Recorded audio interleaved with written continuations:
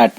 ಮಾನ್ಯ ಅಧ್ಯಕ್ಷರೇ, ಸರ್ಕಾರ ಮಂಡಿಸಿರತಕ್ಕಂಥ ಬೇಡಿಕೆಗಳಿಗೆ ಈ ಮೂಲಕ ನನ್ನ ಸಂಪೂರ್ಣ ಅನುಮೋದನೆಯನ್ನು ವ್ಯಕ್ತಪಡಿಸುತ್ತಾ ಇಲ್ಲಿ ನಾನು ಕೆಲವು ವಿಷಯಗಳನ್ನು ಪ್ರಸ್ತಾಪ ಮಾಡುವುದಕ್ಕೆ ಇಚ್ಛೆ ಪಡುತ್ತೇನೆ. ಈ ದಿನ ವ್ಯವಸಾಯ ಕ್ಷೇತ್ರದಲ್ಲಿ ಅಗಾಧವಾದಂತಹ ಪ್ರಗತಿಯಾಗಿದೆ. ಆದರೆ ವ್ಯವಸಾಯಗಾರನ ಸ್ಥಿತಿ ಮಾತ್ರ ಸ್ವಲ್ಪವೂ ಸುಧಾರಣೆಯಾಗಿಲ್ಲ. ವ್ಯವಸಾಯಗಾರನು ಇಂದು ವ್ಯವಸಾಯ ಕ್ರಮಗಳಲ್ಲಿ ಹೊಸ ಹೊಸ ವಿಧಾನಗಳನ್ನು ಅನುಸರಿಸಿ ಹೆಚ್ಚು ಹೆಚ್ಚು ಬೆಳೆ ಬೆಳೆಯುವುದನ್ನು ಕಲಿತಿದ್ದಾನೆ. ಸಕಾಲದಲ್ಲಿ ಬಿತ್ತನೆ ಮಾಡುವುದನ್ನು, ಸಕಾಲದಲ್ಲಿ ಗೊಬ್ಬರ ಹಾಕುವುದನ್ನು, ಸಕಾಲದಲ್ಲಿ ಬೀಜ ಹಾಕುವುದನ್ನೆಲ್ಲ ಚೆನ್ನಾಗಿ ತಿಳಿದುಕೊಂಡಿದ್ದಾನೆ. ದುರದೃಷ್ಟವಶಾತ್ ಅವನು ಎಷ್ಟು ಶ್ರಮ ಪಟ್ಟು ಕೆಲಸ ಮಾಡಿದರೂ ಕೂಡ ಅವನಿಗೆ ವ್ಯವಸಾಯ ಎನ್ನತಕ್ಕ ಉದ್ಯಮ ಲಾಭದಾಯಕವಾದ ಉದ್ಯಮವಾಗಿ ಇದುವರೆಗೂ ಸಹ ಕಾಣಿಸಲಿಲ್ಲ.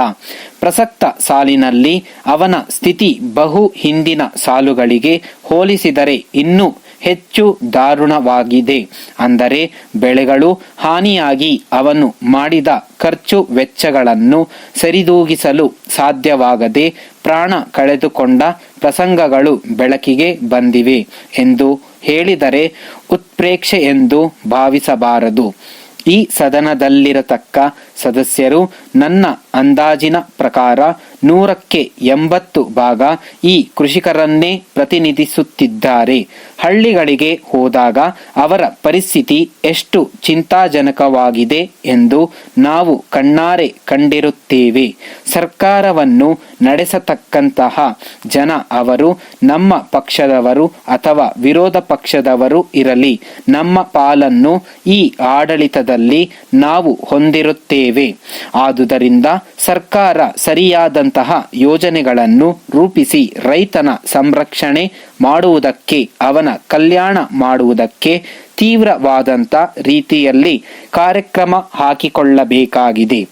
ಈಗ ನಮ್ಮಲ್ಲಿ ಕೃಷಿ ವಿಶ್ವವಿದ್ಯಾಲಯ ಇವೆ, ಅಲ್ಲಿ ಸಂಶೋಧನಾ ಕೇಂದ್ರ ಕೂಡ ಇವೆ. ಅವರು ಯಾವ ಯಾವ ಬೆಳೆಯನ್ನು ಬೆಳೆಯಬೇಕಾದರೂ ಒಬ್ಬ ರೈತನಿಗೆ ಅವರು ಪಡತಕ್ಕ ಶ್ರಮ ಸೇರಿಸಿ ಎಷ್ಟು ಖರ್ಚಾಗುತ್ತದೆ ಎನ್ನುವುದನ್ನು ತಿಳಿಸುತ್ತಾರೆ. ಈ ದಿವಸ ವ್ಯವಸಾಯ ಇಲಾಖೆಯವರನ್ನು, ಕೃಷಿ ವಿಶ್ವವಿದ್ಯಾನಿಲಯದವರನ್ನು ರೈತ ಬೆಳೆಯತಕ್ಕ ಆಹಾರ ಪದಾರ್ಥಗಳಿಗೆ ಸಂಬಂಧಪಟ್ಟ ಹಾಗೆ ಅವನು ಪಡತಕ್ಕ ಶ್ರಮ ಮಾಡತಕ್ಕ ಖರ್ಚು ಕೇಳಿದರೆ ಗೊತ್ತಾಗುತ್ತದೆ.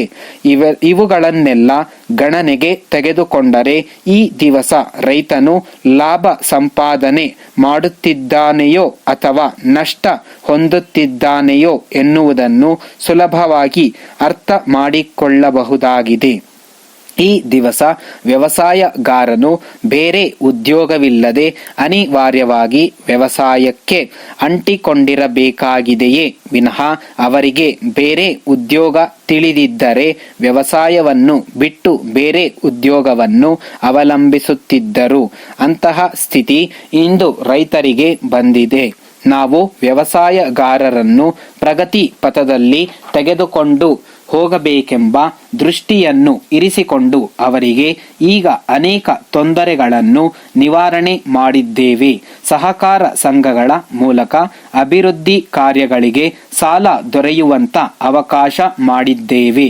ಜೀತ ಪದ್ಧತಿಯನ್ನು ರದ್ದು ಮಾಡಿದ್ದೇವೆ. ವ್ಯವಸಾಯವನ್ನು ಮಾಡಿಕೊಂಡು ಯಾರು ಬಂದಿದ್ದಾರೆ ಅವರನ್ನು ಅದೇ ಜಮೀನಿನ ಮಾಲೀಕನನ್ನಾಗಿ ಮಾಡಿದ್ದೇವೆ. ಹಳ್ಳಿಯಲ್ಲಿ ವಾಸ ಮಾಡತಕ್ಕಂತಹ ಬದುಕನ್ನು ಒಳ್ಳೆಯದು ಮಾಡಬೇಕೆಂಬ ದೃಷ್ಟಿಯಿಂದ ನಾನಾ ಕಾರ್ಯಕ್ರಮಗಳನ್ನು ಕೈಗೊಂಡಿದ್ದೇವೆ.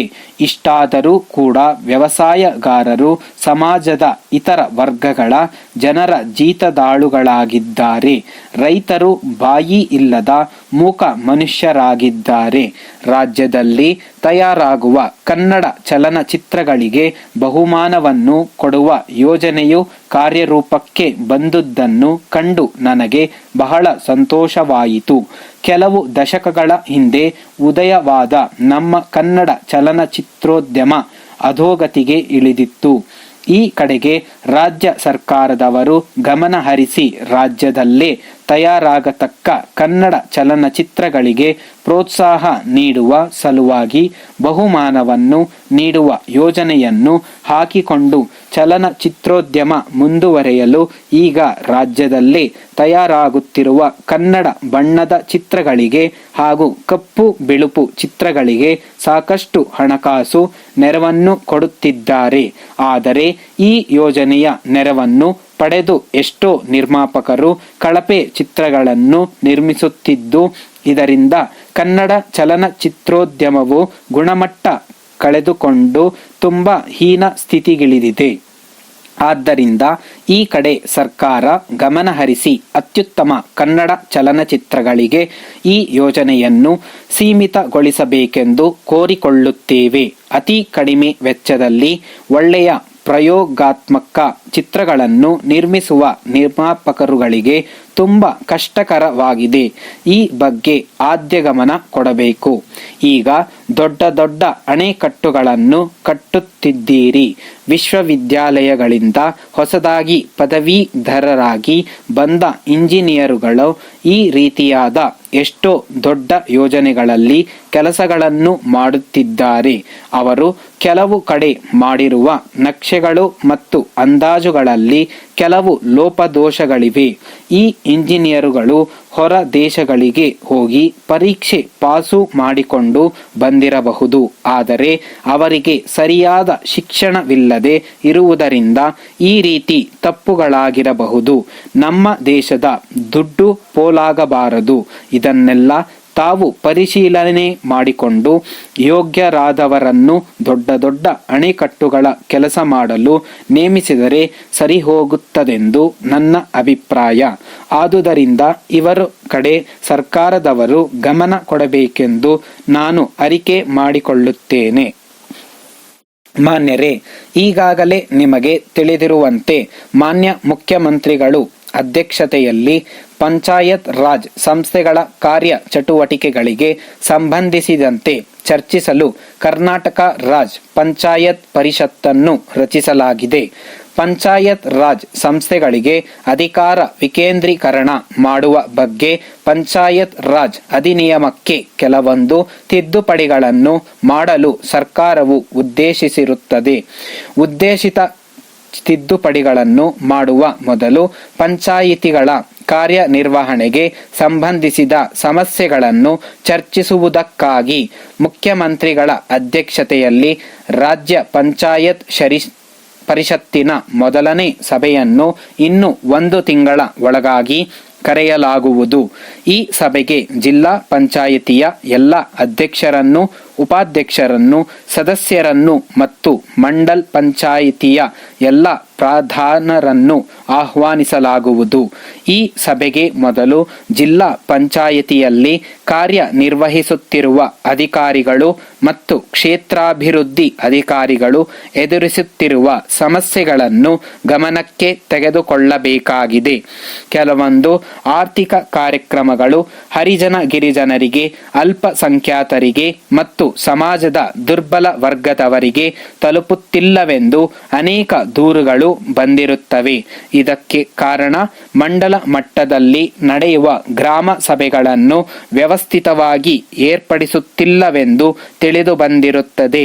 ಗ್ರಾಮ ಸಭೆಗಳನ್ನು ಇನ್ನೂ ಪರಿಣಾಮಕಾರಿಯಾಗಿ ನಡೆಸಲು ತೆಗೆದುಕೊಳ್ಳಬೇಕಾದ ಕ್ರಮಗಳನ್ನು ಈ ಹಿಂದಿನ ಅಧಿನಿಯಮದ ಮೇರೆಗೆ ವಿಭಾಗಾಧಿಕಾರಿಗಳು, ಜಿಲ್ಲಾಧಿಕಾರಿಗಳು ಮುಂತಾದ ಅಧಿಕಾರಿಗಳಿಗೆ ನೀಡಲಾಗಿದ್ದ ಹಲವಾರು ಅಧಿಕಾರಿಗಳನ್ನು ಪಂಚಾಯತ್ ರಾಜ್ ಸಂಸ್ಥೆಗಳಿಗೆ ಮರುಹಂಚಿಕೆ ಮಾಡಿ ಕೆಲವೊಂದು ಅಭಿವೃದ್ಧಿ ಕಾರ್ಯಕ್ರಮಗಳನ್ನು ಪಂಚಾಯತ್ ರಾಜ್ ಸಂಸ್ಥೆಗಳು ನಿರ್ವಹಿಸಲೇಬೇಕೆಂದು ಇತ್ತೀಚೆಗೆ ಕಡ್ಡಾಯಗೊಳಿಸಿದೆ. ಇದಕ್ಕೆ ನಿಮ್ಮ ಪ್ರತಿಕ್ರಿಯೆಗಳು ಮತ್ತು ಅಧಿಕಾರಿಗಳು ಎದುರಿಸುತ್ತಿರುವ ಸಮಸ್ಯೆಗಳ ಕುರಿತು ವಿವರವಾದ ವರದಿಯನ್ನು ಸರ್ಕಾರಕ್ಕೆ 10 ದಿನಗಳೊಳಗಾಗಿ ಸಲ್ಲಿಸತಕ್ಕದ್ದು. ನಿಮ್ಮ ವರದಿಗಳು ರಾಜ್ಯ ಪಂಚಾಯತ್ ಷರತ್ತಿನ ಪರಿಷತ್ತಿನ ಸಭೆಯಲ್ಲಿ ಚರ್ಚಿಸಲು ಅನುಕೂಲವಾಗುವುದರಿಂದ ಈ ವಿಷಯವನ್ನು ಜರೂರೆಂದು ಭಾವಿಸತಕ್ಕದ್ದು. ತಮ್ಮ ವಿಶ್ವಾಸಿ ಎಂ. ಶ್ರೀನಿವಾಸಮೂರ್ತಿ, ಸರ್ಕಾರದ ಪ್ರಧಾನ ಕಾರ್ಯದರ್ಶಿ, ಗ್ರಾಮೀಣ ಅಭಿವೃದ್ಧಿ ಮತ್ತು ಪಂಚಾಯತ್ ರಾಜ್ ಇಲಾಖೆ.